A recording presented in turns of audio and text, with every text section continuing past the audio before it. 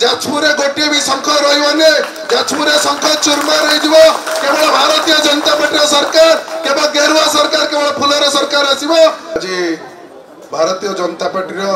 राज्य कार्यालय मंच पर बसी आम समस्त प्रिय समस्त गुरु समस्त जी समस्त भल पाउथुवा लोकटे आम समस्त सभापति श्रीयुक्त यशस्वी मनमोहन भाई एवं मंच पर बसी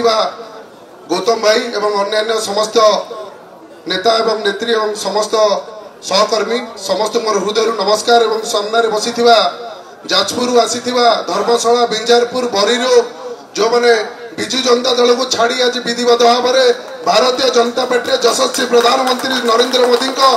कार्य आगमन होकर आसी हृदय नमस्कार करुचे मुझे मंचर गोटे आह्वान दे पारे आम समस्ते आज ये जो पद्म फूल बीजेपी आज जो पताका पकड़े धरले आज निश्चय ये समस्ते संकल्प नवा जाजपुर गोटे भी शंख रही जाजपुर शंख चूरमार हो केवल भारतीय जनता पार्टी सरकार केवल गेरुआ सरकार केवल फुलर सरकार आसब तेणु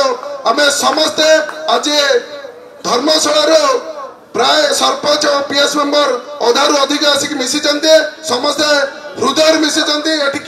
पैसा दिया कारबार मिशुना तेणु मु निश्चय आहरी आगामी 7 दिन भितर आहरी भी जी आम रही पीएस मेंबर सरपंच जहाँ रही समस्ते आसिक पुणी मंचर मिसवे तेणु मो